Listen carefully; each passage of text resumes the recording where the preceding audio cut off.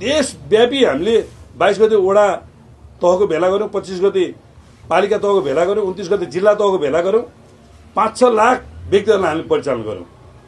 हामी 6 गते उपत्यका स्तरको ठूलो सभा 11 बजे भिरकुटी मण्डपमा गर्दैछौँ। 5 गतेको 6 गतेको त्यो सभा व्यापक सफल भए पछाडि सुशीला आमैले राजीनामा दिनुपर्छ भन्ने कुरा उहाँलाई थाहा छ। अब हल्लिसक्यो जरेछ भन्ने कुरा थाहा छ। यो अवैधानिक सरकार, संविधानले नचिन्ने पूर्व प्रधान न्यायाधीश र सर्वोच्चको पूर्व न्यायाधीश मानव अधिकार आयोग बाहेक कहीँ जान पाइँदैन। हिजो त्यही पक्षमा ओकालत गरेकी जेनजीको हजारमा सुशीला आमैले यो सरकार छोड्नुपर्छ भन्ने उनलाई थाहा छ। त्यही भएर उनी यो कार्यक्रम नहोस् भन्ने चाहन्छन्। त्यही भएर आज 12 बाट चाहिँ उनले हामीलाई एउटा धक्का दिए हुन्। कसका लागि गर्ने, केका लागि गर्ने, किन गर्ने भन्ने एउटा प्रश्न छ नि त। यो प्रश्नको जवाब त गृहमन्त्रीले दिनुपर्ने होला नि त।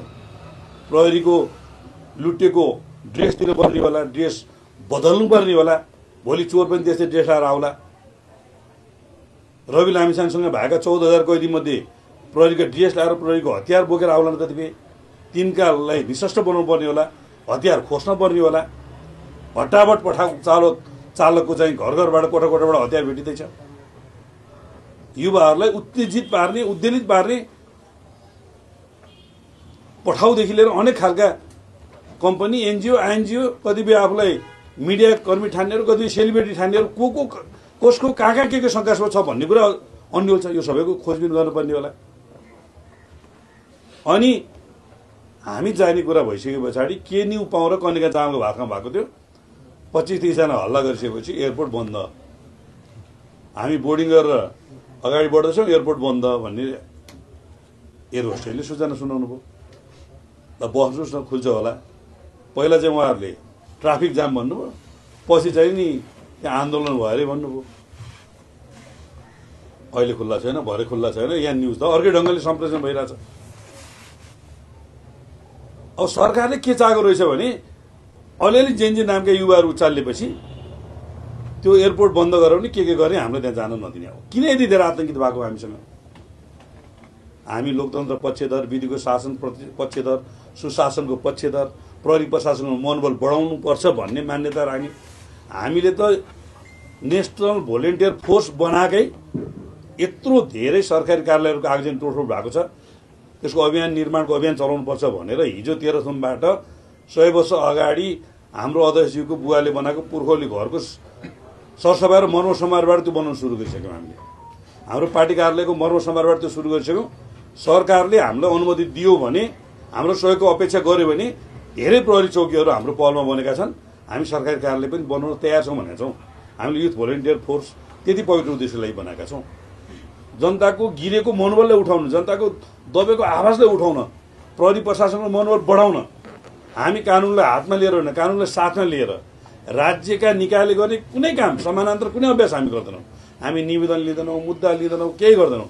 आवाजविहीनहरूको आवाज उठाउने, गरिब शोषित पीडितहरूलाई राज्यको पहुँचमा पुर्याउने, भ्रष्टाचार अनियमितता भएका ठाउँमा त्यसलाई कन्ट्रोल गर्ने, त्यसलाई रोक्ने विगतमा हाम्रो सङ्गठनले यो कुरामा अलिक ध्यान दिएन कि भन्ने हामीलाई लाग्यो। त्यो भएर सामाजिक न्यायकै मुद्दा उठाउने। अब सिंहदरबार जलाउन आउने तत्त्वहरूलाई जलाउन नदिनको लागि सम्झाउने। अब घर, औद्योगिक प्रतिष्ठान, मिडिया, पार्टी कार्यालय जलाउन आउनेहरूलाई सम्झाउने, यो पवित्र उद्देश्यले हामीले युथ भोलिन्टियर फोर्सको गठन गर्दैछौँ। हामी माइती घरदेखि बाइसौरसम्म सामान्य र्याली गर्छौँ, रातो क्याप लाएर शान्तिपूर्ण। हामी कुनै त्यहाँ प्रहरीसँग झडप पनि गर्दैनौँ, कुनै ब्यारिकेड तोड्दा पनि तोड्दैनौँ। ब्यारिकेडै राख्नु पर्दैन, हामी त त्यतिकै छोड्दा पनि हुन्छ। त्यति अनुशासित युवाहरू छन् हामीसँग। र हामी माइतीघर मण्डलको कार्की बेङ्कुटमा हाम्रो अध्यक्षज्यूलाई प्रमुख अतिथि बनाएर राष्ट्रिय स्वयंसेवक फोर्सको घोषणा गर्छौँ। 6 गते देशव्यापी हामीले 22 गते वडा तहको भेला गर्यौं, 25 गते पालिका तहको भेला गर्यौं, 29 गते जिल्ला तहको भेला गर्यौं, 5-6 लाख व्यक्तिहरूलाई हामीले परिचालन गर्यौं। हामी 6 गते उपत्यका स्तरको ठूलो सभा 11 बजे भिरकुटी मण्डपमा गर्दैछौँ। 5 गतेको 6 गतेको त्यो सभा व्यापक सफल भए पछाडि सुशीला आमैले राजीनामा दिनुपर्छ भन्ने कुरा उहाँलाई थाहा छ। अब हल्लिसक्यो जरेछ भन्ने कुरा थाहा छ। यो अवैधानिक सरकार, संविधानले नचिन्ने पूर्व प्रधान न्यायाधीश र सर्वोच्चको पूर्व न्यायाधीश मानव अधिकार आयोग बाहेक कहीँ जान पाइँदैन। हिजो त्यही पक्षमा ओकालत गरेकी जेनजीको हजारमा सुशीला आमैले यो सरकार छोड्नुपर्छ भन्ने उनलाई थाहा छ। त्यही भएर उनी यो कार्यक्रम नहोस् भन्ने चाहन्छन्। त्यही भएर आज 12बाट चाहिँ उनले हामीलाई एउटा धक्का दिए हुन्, हामीलाई त्यहाँ प्रवेश निषेध गरेर। तर म सुशीला आमालाई र गिरिमन्त्रीज्यूले के भन्छु भने दुबोको त्यो ग्रोथ क्यापेसिटी यति धेरै हुन्छ कि तपाईँ यहाँ ढुङ्गा राखिदिनुहोस् यताबाट आइहाल्छ, मुन्टो भाँदिनुहोस् फेरि दोस्रोवटा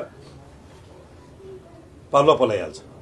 त्यही भएर नेकपा एमाले र युवा सङ्घ नेपाल भनेको जनताको बिचमा यति धेरै पपुलर यो दुबो जस्तै हो।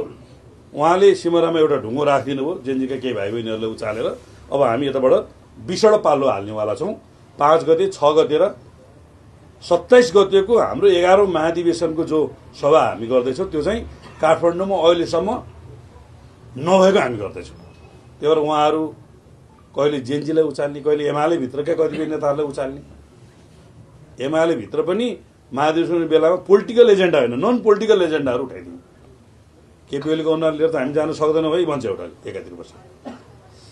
एउटाले फेरि यो धरहरा बनेको जस चाहिँ लिने, मान्छे मरेको जस चाहिँ किन नलिने भन्छ फेरि अर्कोतिर, अब जस चाहिँ होइन। अर्को चाहिँ फेरि के भन्छ, केपी ओलीको विरुद्ध जो उठ्यो भने म भोट हाल्छु।